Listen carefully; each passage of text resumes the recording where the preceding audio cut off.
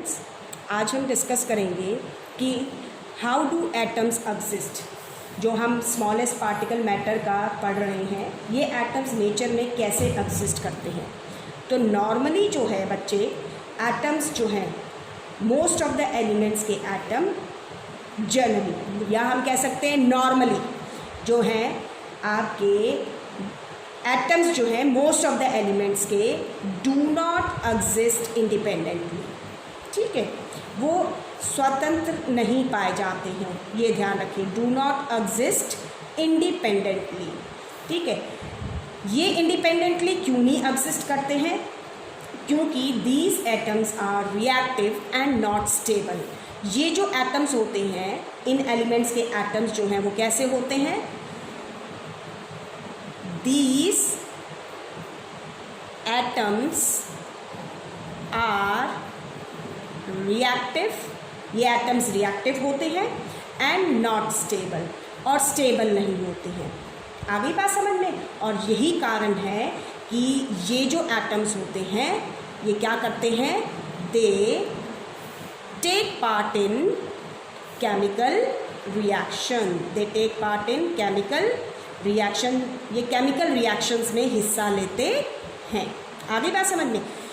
Next, सिर्फ आपने क्या ध्यान रखना है, एक्सेप्ट, मैंने कहा नॉर्मली जो हैं एटम्स जो हैं एलिमेंट्स के, वो क्या है, अधिकतर एलिमेंट्स के एटम इंडिपेंडेंटली एग्जिस्ट नहीं कर रहे हैं, लेकिन एक्सेप्ट द एलिमेंट्स,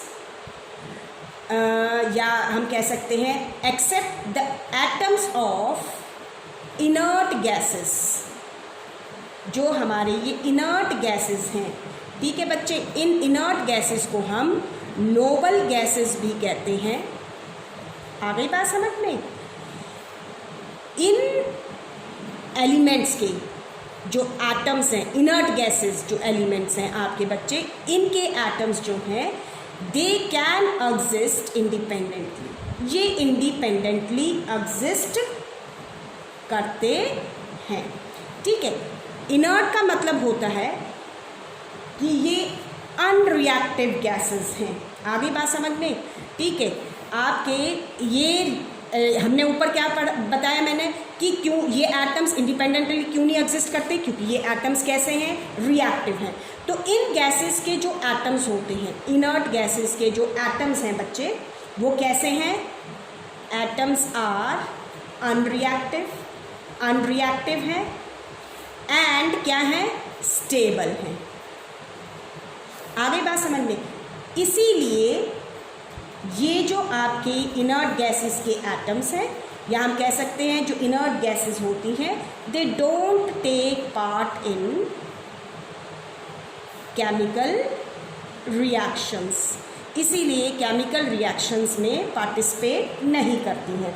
हम इनर्ट गैसेस के एग्जाम्पल्स हैं, जैसे आपके बच्चे जो आप नॉर्मली सुनते हैं, हीलियम है, हीलियम, नियॉन, एनी, ठीक है, आर्गन,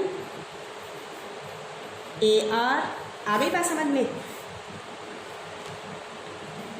क्रिप्टॉन, KR, जीनॉन,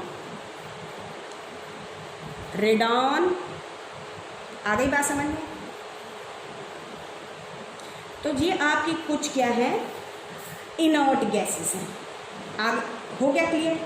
अब बात ये आती है कि अगर ये जो एटम्स हैं ये तो इंडिपेंडेंटली एग्जिस्ट करें, अगर ये एटम्स इंडिपेंडेंटली एग्जिस्ट नहीं कर रहे हैं तो how they exist in nature, nature में ये फिर कैसे एग्जिस्ट करते हैं?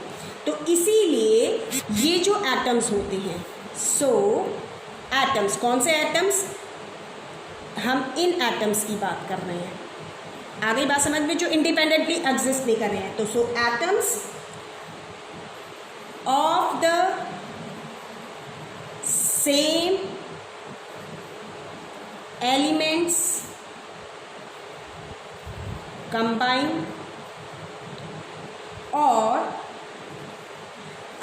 इससे पहले आप इसको और हम ये कह सकते हैं, इसको ऐसे समझिए कि जो आपके, हम इस बात को ऐसे लेते हैं कि ये जो एटम्स हैं, देखो मैं कह रही हूँ कि जो इंडिपेंडेंटली नहीं एग्जिस्ट करें वो कैसे एग्जिस्ट करेंगे, तो हम कह सकते हैं so atoms of these elements, ये एलिमेंट्स के एटम्स जो हैं वो कैसे एग्जिस्ट करेंगे, these elements they are found in combined state. इस आ गई बात समझ में? तो जो इंडिपेंडेंटली एग्जिस्ट नहीं कर रहा है तो वो जो एटम्स हैं उन एलिमेंट्स के वो कैसे एग्जिस्ट करेंगे, इन कंबाइंड स्टेट, कंबाइंड स्टेट में एग्जिस्ट करेंगे। ठीक है, किस लिए एग्जिस्ट करेंगे कंबाइंड स्टेट में? टू अटेन स्टेबिलिटी, स्टेबिलिटी को स्थिर होने के लिए, स्टेबल होने के लिए, क्योंकि आपको सभी को पता है कि इस यूनिवर्स में everything wants to become stable, सभी लोग स्टेबल होना चाहते हैं। ठीक है, तो these atoms they also want to become stable, so to attain the stability the atoms of such type of elements they are found in combined state. आगे बात समझ में, कंबाइंड स्टेट में पाए जाते हैं, इसीलिए हमारे जो इस तरह के एटम्स होते हैं, आगे बात समझ में, जो कंबाइंड स्टेट में आते हैं, these are of two types, ये आपकी दो तरह की होती है कंबाइंड स्टेट। कंबाइंड स्टेट में एक या तो ये मॉलिक्यूल्स की फॉर्म में एग्जिस्ट करेंगे, दूसरा या ये आयंस की फॉर्म में एग्जिस्ट करेंगे।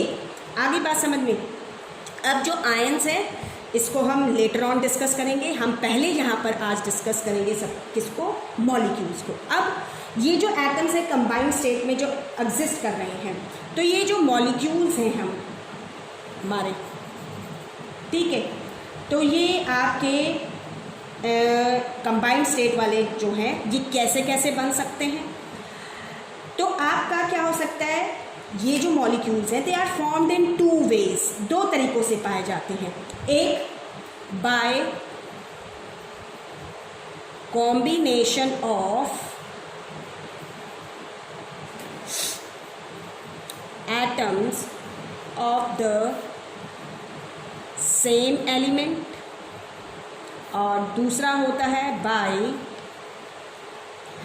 Combination of atoms of different elements। तो ये मॉलिक्यूल्स जो है बच्चा, ये कंबाइंड स्टेट कैसे बन सकती है, या तो सेम एलिमेंट के एटम्स आपस में कंबाइन कर जाएं, या डिफरेंट एलिमेंट्स हैं उनके एटम्स कंबाइन कर जाएं। आगे बात समझ में। अब हम मॉलिक्यूल्स को देख रहे हैं, ठीक है, हम मॉलिक्यूल्स की बात कर रहे हैं। तो जनरली हम जब मॉलिक्यूल्स की बात करते हैं बच्चे, ठीक है, when we talk about molecules, तो भाई अगर कोई पूछे आपसे कि भाई मॉलिक्यूल्स क्या होते हैं, ठीक है, तो हम क्या कहते हैं कि मॉलिक्यूल जो है वो क्या है, जब दो या दो से ज़्यादा जो एटम्स हैं वो आपस में जुड़ जाते हैं, ठीक है। और ये जुड़ते कैसे हैं, इनके बीच में एक बॉन्ड बनता है, ठीक है। ये एक जो बॉन्ड होता है इसको हम केमिकल बॉन्ड भी कहते हैं। ये एक तरह का अट्रैक्टिव फोर्स होता है, ठीक है, जो इन एटम्स को टाइटली होल्ड करके रखता है, आप ये कह सकते हैं, ठीक है। तो जनरली हम जब बात करते हैं कि मॉलिक्यूल क्या है, तो हम क्या कहते हैं, अ मॉलिक्यूल इज अ, मॉलिक्यूल क्या है, हम नॉर्मली जब कहते हैं ग्रुप ऑफ टू और मोर एटम्स, ठीक है, that are chemically bonded. Bond होना ज़रूरी है। आगे बात समझ में, chemically bonded means that they are tightly held together. Chemical bond का मतलब क्या है, केमिकली बॉन्डेड का मतलब क्या होता है, दैट इज यू कैन से tightly held together by attractive forces. ये अट्रैक्टिव फोर्सेस होते हैं जिसकी वजह से ये दो या दो से ज़्यादा एटम जो है एक दूसरे के साथ चिपके हुए होते हैं, आप कह सकते हैं एक तरीके से, ठीक है। अब हम मॉलिक्यूल जो है ध्यान रखिए, इट इज़ द स्मॉलेस्ट, ये सबसे स्मॉलेस्ट पार्टिकल होता है किसी भी एलिमेंट का, आ गई बात समझ में, या किसी भी कंपाउंड का। ये सबसे छोटा पार्टिकल है जिसके अंदर सारी की सारी प्रॉपर्टीज़, जिस एलिमेंट का है तो उस एलिमेंट की सारी प्रॉपर्टीज़ होंगी, जिस भी कंपाउंड का है तो उस कंपाउंड की सारी प्रॉपर्टीज़ होंगी। और सबसे बड़ी बात यह है कि इट कैन एग्जिस्ट इंडिपेंडेंटली, ये इंडिपेंडेंटली एग्जिस्ट कर सकता है। तो हम मॉलिक्यूल्स को कैसे डिफाइन करते हैं? अ molecule is the smallest particle, ये सबसे छोटा पार्टिकल है, पार्टिकल ऑफ एन एलिमेंट और अ कंपाउंड, ठीक है, that has all the properties of that element or compound and can exist independently, ये ध्यान रखिएगा। आगे बात समझ में? तो जो ये हमने पीछे भी डिस्कस किया था कि बच्चे कि जब हमारे एटम्स जो इंडिपेंडेंटली एग्जिस्ट नहीं करते हैं तो वो क्या बना, किस फॉर्म में, मॉलिक्यूल्स या आयन की फॉर्म्स में एग्जिस्ट करते हैं, हम ये कह रहे थे, ठीक है।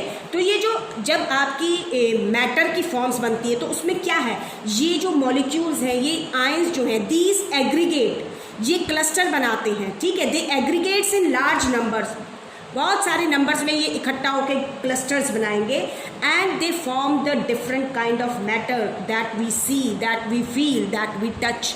आ गई बात समझ में? तो ये तो थे मॉलिक्यूल्स। अब हमारे पास हमने देखा कि मॉलिक्यूल्स के केस में क्या है, या तो सेम एलिमेंट कंबाइन कर सकते हैं या आपके डिफरेंट एलिमेंट कंबाइन कर सकते हैं। तो इसी बेसिस पर हमारे पास जो मॉलिक्यूल्स होते हैं बेटा, they are of two types, ये दो तरह के होते हैं, ठीक है। एक जिन्हें हम, जो पहले वाले थे जिनमें सेम एटम्स जुड़ते हैं, हम कहते हैं उन्हें मॉलिक्यूल्स ऑफ एलिमेंट्स, और दूसरे हमारे क्या कहलाते हैं, मॉलिक्यूल्स ऑफ कंपाउंड। आगे बात समझ में? तो दो तरह के हैं आपके। अब हम बात करते हैं सबसे पहले मॉलिक्यूल्स ऑफ एलिमेंट्स की। अभी बताया कि मॉलिक्यूल्स ऑफ एलिमेंट्स क्या है बेटा, आपके जो मॉलिक्यूल्स ऑफ एलिमेंट्स हैं बच्चे, जब आपके when same kind of atoms join together, ठीक है, कौन से हैं, when same kind of atoms join together. अब ये जॉइन कैसे होंगे तुम्हें मैंने बता दिया है, विद अट्रैक्टिव फोर्सेस। इन अट्रैक्टिव फोर्सेस को हम केमिकल बॉन्ड कहते हैं, ठीक है। जब same kind of atoms join together करते हैं टू फॉर्म मॉलिक्यूल्स, तो they are called molecules of element, इन्हें हम मॉलिक्यूल्स ऑफ एलिमेंट्स कहते हैं। And they are also called, इन्हें हम क्या कहते हैं, होमो एटॉमिक मॉलिक्यूल्स, इन्हें हम होमो एटॉमिक मॉलिक्यूल्स भी कहते हैं। होमो मीन्स सेम, एक जैसे, यानी इसके अंदर जो एटम्स हैं, सारे के सारे एटम्स, ऑल द एटम्स, इस मॉलिक्यूल के अंदर जितने भी एटम्स होंगे, all the atoms in the molecule are of single type, you can say, और यू कैन से और ऑफ सेम काइंड, एक ही तरह के होते हैं मॉलिक्यूल्स जो होते हैं, ठीक है। एंड जो मॉलिक्यूल्स होते हैं, remember this thing, they can occur in free state, free state में एग्जिस्ट करते हैं मॉलिक्यूल्स, ये ध्यान रखना। हम मॉलिक्यूल्स की बात कर रहे हैं तो हम क्या कह सकते हैं कि मॉलिक्यूल्स जो होते हैं can occur in free state, ठीक है, जबकि एटम्स जो होते हैं वो फ्री स्टेट में एग्जिस्ट करते हैं सिर्फ किन के, जो इनर्ट गैसेस हैं। दूसरों के मोस्टली फ्री स्टेट में एग्जिस्ट नहीं करते हैं, ये कंबाइंड स्टेट में एग्जिस्ट करते हैं, या तो मॉलिक्यूल्स की फॉर्म में या आयंस की फॉर्म में। तो they can occur in free state. क्यों अकर फ्री स्टेट में कर सकते हैं, ध्यान रखिए, क्योंकि जब मॉलिक्यूल्स बनते हैं they become stable, as they are, क्योंकि ये क्या है, as they are stable in nature, इसलिए ये फ्रीली एग्जिस्ट करते हैं नेचर के अंदर, ये ध्यान रखिएगा। अब हम बात करें थे होमो एटॉमिक मॉलिक्यूल्स। होमो एटॉमिक मॉलिक्यूल्स जहाँ पर, जैसे मैंने पीछे भी समझाया था, जो ऑक्सीजन है बच्चे, तो जो ऑक्सीजन एक एलिमेंट जो है, इसके बेटा जो एटम्स होते हैं वो नेचर में फ्रीली एग्जिस्ट नहीं करते हैं, इसके दो एटम्स एक साथ जुड़कर एग्जिस्ट करते हैं, तो इसलिए O2 है, इसी तरीके से ओजोन है, इसी तरीके से आपका फॉस्फोरस है, इसी तरीके से आपका सल्फर है, नाइट्रोजन है, आगे बात समझ में, हाइड्रोजन है आपका क्लोरीन है। All these are the atoms which exist in the molecular form, you can say, ठीक है। अब इसके अंदर आपने क्या ध्यान रखना है, हमने कहा कि same kind of atoms join together. अब कितने एटम्स जुड़ सकते हैं, अब हम यहाँ देख रहे हैं, तो यहाँ पर इस ऑक्सीजन में 2 एटम जुड़ रहे हैं, इसमें 3 जुड़े हैं, इसमें फास्फोरस के 4 जुड़ रहे हैं, इस तरीके से, ठीक है। तो ये डिपेंड करता है एलिमेंट टू एलिमेंट कि उसके एटम्स किस तरीके से, आगे बात समझ में। और ये आप आगे पढ़ेंगे कि वाई ये 2 एटम्स कैसे जुड़ रहे हैं, 3 एटम्स कैसे जुड़ते हैं, you will study these in higher classes. लेकिन अभी आपको ये ध्यान रखना है कि जो एटम्स हैं आपके, उस किसी भी मॉलिक्यूल में कितने एटम्स कंबाइन हो रहे हैं, ठीक है, तो उसे हम कहते हैं, जैसे कि आपका ये ऑक्सीजन है, इसमें 2 एटम्स एक साथ जुड़ रहे हैं, ठीक है। इस ऑक्सीजन एटम में 3 ऑक्सीजन के एटम एक साथ जुड़ रहे हैं, इस फास्फोरस में 4 एटम, ठीक है। तो ये जो संख्या होती है इसको हम एटॉमिसिटी कहते हैं। What do we call it, atomicity, इसे हम एटॉमिसिटी कहते हैं। एटॉमिसिटी क्या है, ATOMICITY, एटॉमिसिटी क्या है, the number of atoms present in a molecule, ठीक है। किसी भी मॉलिक्यूल के अंदर जो नंबर ऑफ एटम्स प्रेजेंट है, the number of atoms present in a molecule is called its atomicity, वो इसकी एटॉमिसिटी है। And on the basis of this atomicity molecules of elements are classified as, हम इनको classify करते हैं कैसे, number 1 हम इनको क्लासिफाई करते हैं मोनो एटॉमिक मॉलिक्यूल्स। अब मोनो एटॉमिक के अंदर क्या होता है, आपके जो एटम्स हैं वो इंडिपेंडेंटली एग्जिस्ट करते हैं, ठीक है, उनको कंबाइन होने की ज़रूरत नहीं है। तो इसके अंदर आपकी जो मोनो एटॉमिक है, तो ये क्या होते हैं, एलिमेंट्स जो विद स्टेबल हैं एंड जो रिएक्ट नहीं करते हैं, उनके एटम्स जो हैं कैसे एग्जिस्ट करते हैं, इंडिपेंडेंटली। तो मोनो एटॉमिक में क्या है, आपके एटम्स एग्जिस्ट इंडिपेंडेंटली एग्जिस्ट करता है, आगे बात समझ में, ठीक है। तो उसको हम क्या कहते हैं, मोनो एटॉमिक मॉलिक्यूल या मोनो एटॉमिक फॉर्म। तो आपके इसके अंदर जितनी भी इनर्ट गैसेस हैं, जितनी भी इनर्ट गैसेस हैं,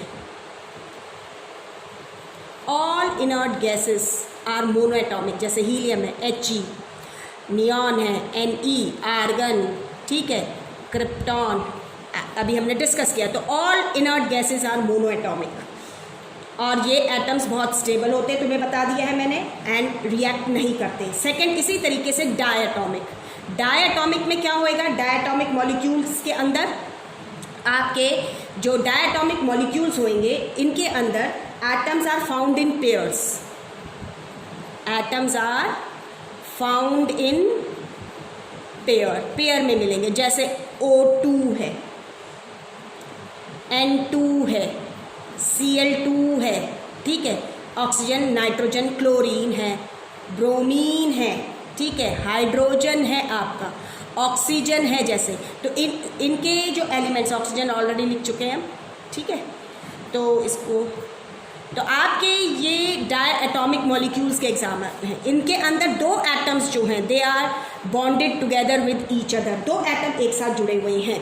इसी तरीके से आपके फिर होते हैं ट्राई एटॉमिक मॉलिक्यूल्स के अंदर जो होते हैं वो क्या होएगा, 3 एटम्स जो हैं, 3 एटम्स कंबाइन टुगेदर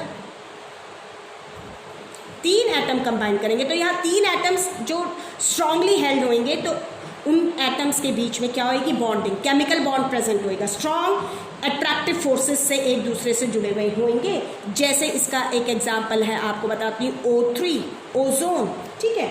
ऐसे ही आपके है आपका टेट्रा एटॉमिक, 4th नंबर पे टेट्रा एटॉमिक मॉलिक्यूल्स भी हो सकते हैं, ट्राई एटॉमिक हो गया, tetra atomic, tetra atomic molecules जिसमें क्या होएगा, 4 एटम्स कंबाइन करेंगे। जैसे अभी ऊपर बताया मैंने फॉस्फोरस फॉर एग्जांपल P4 है। इसी तरीके से आपका ये तो टेट्रा एटॉमिक हो गए, फिर आपका है पेंटा एटॉमिक है। पेंटा एटॉमिक में क्या होएगा आपका बेटा, पेंटा एटॉमिक के अंदर 5 एटम्स कंबाइन करेंगे। पेंटा मीन्स 5 होता है, टेट्रा मीन्स 4 होता है, ट्राई मीन्स 3 होता है, डाई मीन्स 2 होता है, mono means 1, di means 2, tri means 3, tetra means 4, penta means 5। तो पेंटा में आगे बात समझ में, आपके पेंटा एटॉमिक में भी आपके होते हैं, लेकिन रेयरली हम इसके अंदर, अब ध्यान क्या रखना है कि टेट्रा के बाद वालों को जनरली हम, जैसे पेंटा कहाँ है तो आपके नॉर्मली जैसे आप मैथमेटिक्स में पढ़ते हैं मोनोमियल, बाइनोमियल, ट्राइनोमियल, ठीक है, और मोर देन 3 को आप क्या कहते हैं, पॉलिनोमियल। तो उसी तरीके से हम मोर देन 4 एटम्स होते ही we use the word polyatomic. तो पॉली एटॉमिक में क्या होएगा आपके मोर देन 4 एटम्स कंबाइन करेंगे, ठीक है। इसका एग्जाम्पल है, सबसे अच्छा एग्जाम्पल है S8। अगर पेंटा को कहते हैं तो आपका नेचर में जो होता है सल्फर 5 भी, S5 भी होता है। इसका एग्जाम्पल अगर आप पेंटा के हिसाब से लेते हैं तो मोर देन 4 एटम्स है तो we call them polyatomics, ठीक है। तो इसका एग्जाम्पल है सल्फर, आपका पॉली एटॉमिक मॉलिक्यूल्स हो गए। अब इसमें और आपको क्या ध्यान रखना है कि लेकिन इसके अलावा हमारे पास कुछ एलिमेंट्स हैं, उनके मॉलिक्यूल्स जो होते हैं उनके अंदर लार्ज नंबर ऑफ एटम्स जो होते हैं वो प्रेजेंट होते हैं, and these atoms they form the cluster of atoms. आगे बात समझ में, इन्हें हम कहते हैं macromolecules, we call them macromolecules, और हम इन्हें क्या कहते हैं, जायंट मॉलिक्यूल्स कहते हैं, ठीक है। ये आपके जो होते हैं मैक्रोमोलिक्यूल्स, ठीक है, इनके अंदर क्या है, they have these are the molecules which have large number of atoms, ठीक है, जिसे हम कह सकते हैं क्लस्टर ऑफ एटम्स। आगे बात समझ में। अब आपको मैं एग्जांपल बताती हूँ, जैसे कि आपने, हम डायमंड पढ़ाते हैं आपको, डायमंड है, ग्रेफाइट है, और हम बताते हैं कि ये दोनों के दोनों आपकी क्या है, प्योर फॉर्म है, किसकी, कार्बन की, hence they are allotropes of carbon. हम क्या कहते हैं कि ये एलोट्रॉप्स हैं कार्बन के। इनके अंदर large number of carbon atoms are joined together.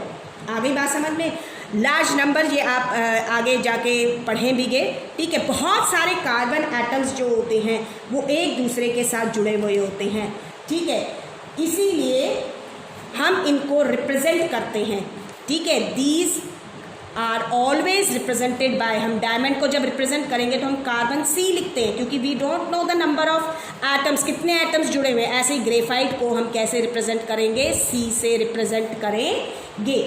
क्यों, क्योंकि इनके अंदर जो कार्बन के एटम्स हैं they have been joined together, large number of carbon atoms they are joined. इसी तरीके से आजकल एक और हम लोग एलोट्रॉप पढ़ाते हैं बच्चे कार्बन का, जिसके अंदर क्या कहते हैं, कार्बन के 60 मॉलिक्यूल्स जो 60 कार्बन के 60 एटम्स जो होते हैं वो जुड़े हुए होते हैं इस मॉलिक्यूल को बनाने के लिए। इसे हम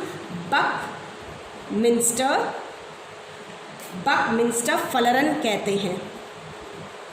आगे बात समझ में, इसमें कार्बन में के 60 एटम्स जो होते हैं, तो इस तरह के लार्ज मॉलिक्यूल्स मैक्रोमोलिक्यूल्स कहलाते हैं, ठीक है। लेकिन अब हम बात करेंगे मेटल्स की। तो अभी तक जितने भी हमने स्टडी किए वो सारे लगभग नॉन मेटल्स थे। आपने यहाँ ध्यान रखना है, इन मेटल्स के केस में बेटा a very large number of atoms are closely packed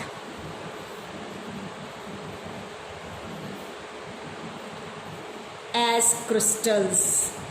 metals के केस के अंदर भी क्या होता है, बहुत सारे लार्ज नंबर में एटम्स जो हैं वो क्लोजली पैक्ड होते हैं. Remember this thing. आगे बात समझ में, दे आर क्लोजली पैक्ड. और क्लोजली पैक्ड होके ये क्रिस्टल की फॉर्म बनाते हैं. क्रिस्टल लाइक स्ट्रक्चर होता है इस वजह से इनका. तो ये क्लोजली पैक्ड होते हैं एज अ क्रिस्टल्स. इसीलिए जो ये होते हैं एटम्स जो होते हैं मेटल्स के, हम क्योंकि इनमें लार्ज नंबर ऑफ एटम्स जो हैं वो क्या हो रहे हैं, क्लोजली पैक्ड होते हैं. तो ये जो एटम्स होते हैं मेटल्स के, ये एक साथ इकट्ठा हो जाते हैं और they never form a discrete molecules. Discrete molecule नहीं बनता है, प्रॉपर एक क्रिस्टलाइन स्ट्रक्चर फॉर्म करते हैं जिसकी डेफिनेट ज्योमेट्रिकल शेप होती है. तो इसीलिए क्योंकि लार्ज नंबर में एटम्स क्लोजली पैक्ड होते हैं और क्रिस्टल्स लाइक स्ट्रक्चर बनाते हैं, देयरफॉर हम इसलिए इनकी एटॉमिसिटी नहीं बताते हैं. Therefore they do not have atomicity. इनकी एटॉमिसिटी नहीं होती है. और इसीलिए अगर आप देखेंगे सोडियम एक मेटल है, हम इसको Na रिप्रेजेंट करते हैं. ठीक है, सोडियम. ऐसे पोटेशियम को K से, मेटल है. आगे बात समझ में, कैल्शियम है, Ca लिखेंगे. इनकी एटॉमिसिटी हम नहीं डिफाइन करते हैं. Now we talk about molecules of compounds. ठीक है, तो मॉलिक्यूल्स ऑफ कंपाउंड के अंदर क्या है बच्चे, इसके अंदर आपके डिफरेंट काइंड्स ऑफ एटम्स जो हैं, different kinds of atoms join together to form a molecule. आगे बात समझ में, हम इनको क्या जैसे हम मॉलिक्यूल्स ऑफ एलिमेंट को होमोएटॉमिक मॉलिक्यूल्स कहते हैं, तो दे आर नोन एज, हम इन्हें hetero atomic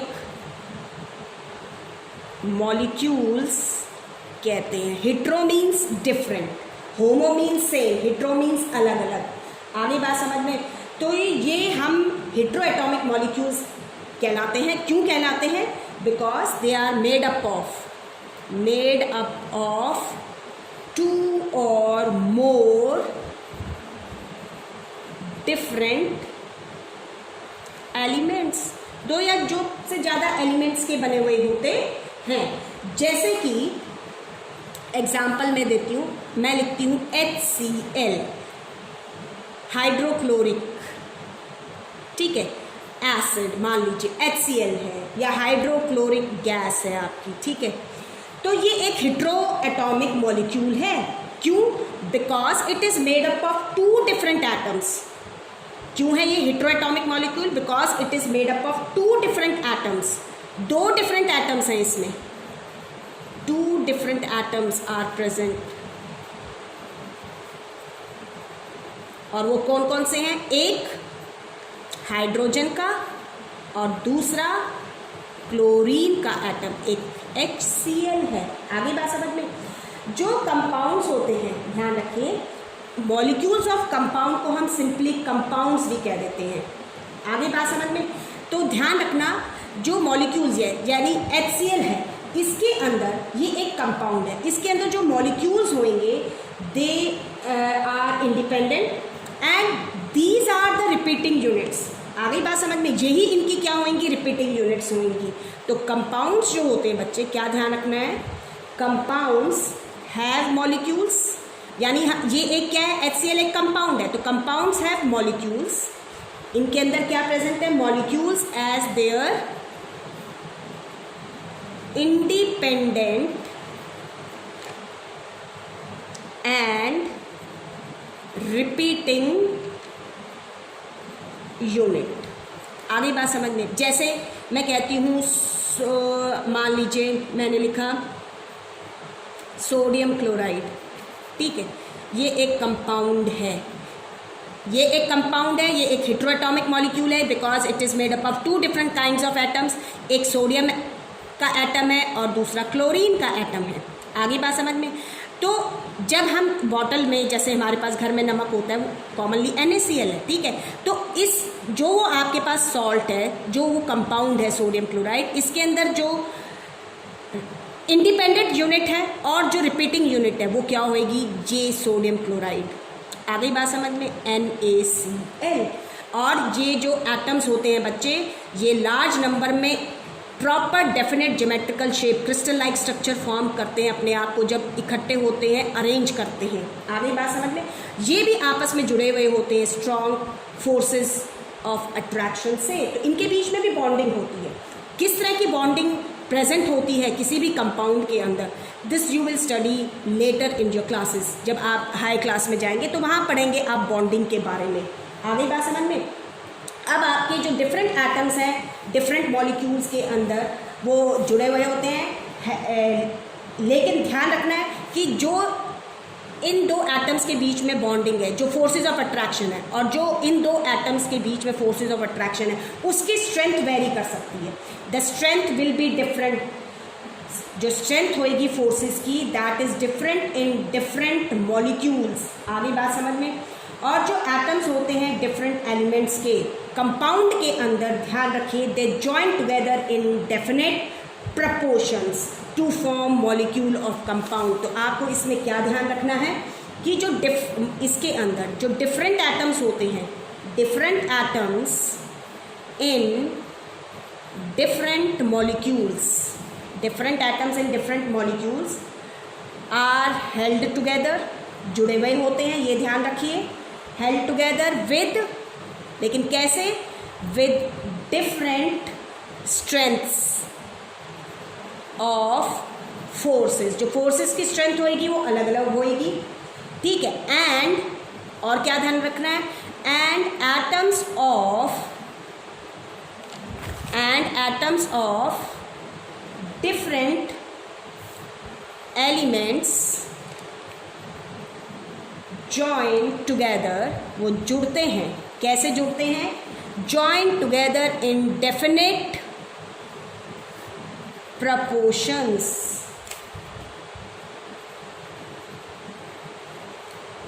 to form molecule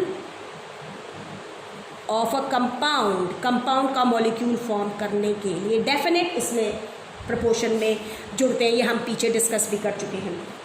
अब मॉलिक्यूल्स ऑफ कंपाउंड जो होते हैं, हम इनको भी क्लासिफाई कर सकते हैं, कैसे, डायएटॉमिक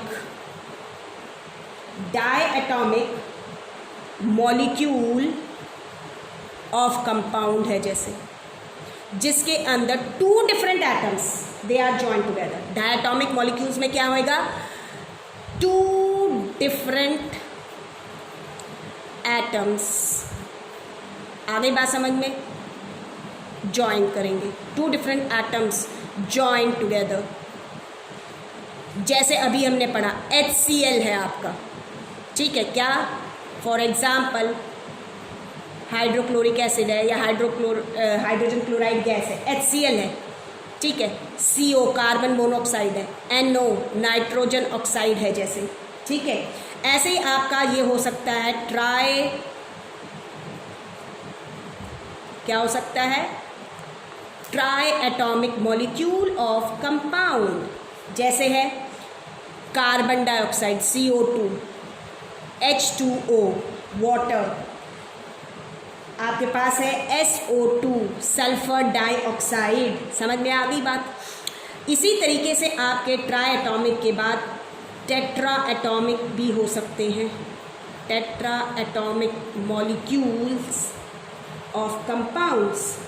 try atomic molecules, tetra atomic molecules हैं। टेट्रा में आपके 4 हो जाएंगे, जैसे यहाँ पर कितने हो गए 1 2, यहाँ पर कितने हैं 3 क्यों है, 1 कार्बन एटम 2 ऑक्सीजन एटम, तो 2 + 1 3 एटम्स हैं।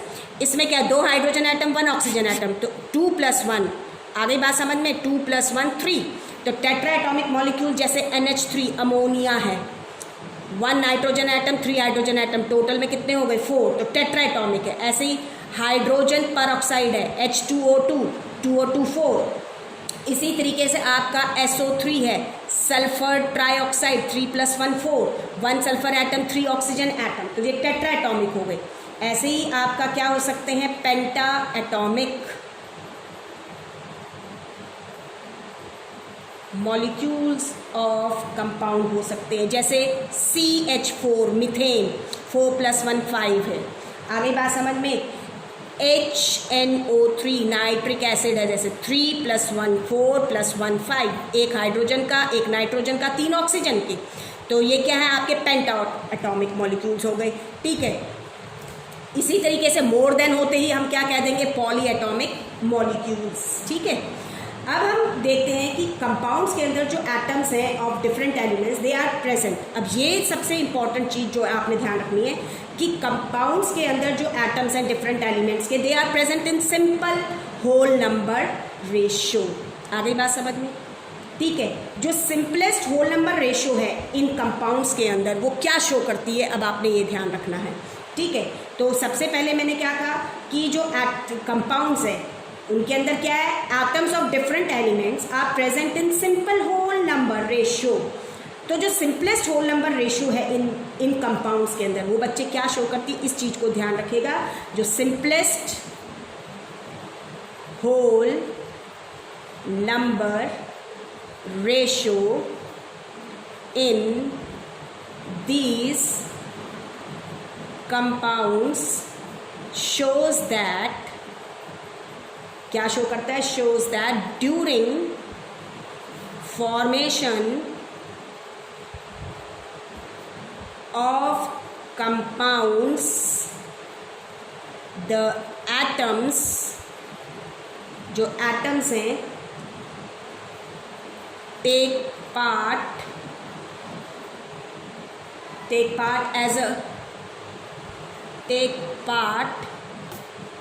as a whole, पूरा का पूरा पार्टिसिपेट करेगा, ध्यान रख लेना, as a whole, not in fraction, fraction में नहीं करता है, ये ध्यान रखिएगा, नॉट इन फ्रैक्शन। ठीक है, क्यों? बिकॉज इन केमिकल रिएक्शंस, क्योंकि केमिकल रिएक्शंस में आपके जो एटम्स होते हैं कैनॉट बी डिवाइडेड। आ गई बात समझ में? मॉलिक्यूल्स डिवाइड हो सकते हैं, ये डिवाइड नहीं हो सकते हैं। एंड दिस सपोर्ट, ये आपका सपोर्ट करता है किसको, डेल्टॉन्स एटॉमिक थ्योरी को, अगर आपको ध्यान है तो, डेल्टॉन्स एटॉमिक थ्योरी। आ गई बात समझ में? अब हम देखते हैं इसी तरीके से, अब हमने एटम्स और मॉलिक्यूल्स के बारे में पढ़ा, तो हम we can now differentiate between atoms and molecules. हम एटम्स और मॉलिक्यूल्स में डिफरेंस कर सकते हैं। जैसे हम कह सकते हैं एटम्स जो होते हैं मे और मे नॉट एग्जिस्ट इंडिपेंडेंटली, ये इंडिपेंडेंटली एग्जिस्ट भी कर सकते हैं, जैसे इनर्ट गैसेस का केस है, और इंडिपेंडेंटली एग्जिस्ट नहीं भी कर सकते। लेकिन मॉलिक्यूल्स कैन एग्जिस्ट इंडिपेंडेंटली, ये इंडिपेंडेंटली एग्जिस्ट करते हैं। आगे बात समझ में? Second, atoms cannot be further divided, cannot be further divided, ये फर्दर अपने सब एटॉमिक पार्टिकल्स में डिवाइड नहीं होते हैं ड्यूरिंग केमिकल रिएक्शंस। आ गई बात समझ में? लेकिन आपके मॉलिक्यूल्स जो होते हैं they can be further divided into atoms. ठीक है, एटम्स में डिवाइड होते हैं ड्यूरिंग केमिकल रिएक्शंस के दौरान। नेक्स्ट हम कह सकते हैं कि जो एटम्स होते हैं दे आर हाईली अनस्टेबल हैं, इसीलिए केमिकल रिएक्शंस में पार्टिसिपेट करते हैं। लेकिन स्टेबल किस केस में है? But stable in inert gases में स्टेबल होते हैं, और आपके मॉलिक्यूल्स जो होते हैं दे आर स्टेबल, वो स्टेबल होते हैं, ध्यान रखिए। और नेक्स्ट सबसे बड़ी बात कि एटम्स जो होते हैं these are the smallest particle of an element, ये एलिमेंट का सबसे छोटा पार्टिकल होता है। वहीं पर मॉलिक्यूल्स जो हैं, these are the smallest particles of an element. ये एलिमेंट का भी स्मॉलेस्ट पार्टिकल हो सकते हैं और कंपाउंड का भी हो सकते हैं। तो this is all about your atoms and molecules. ये आपका एटम्स और मॉलिक्यूल्स के बारे में था कि एटम्स कैसे आपस में जुड़कर मॉलिक्यूल्स फॉर्म करते हैं।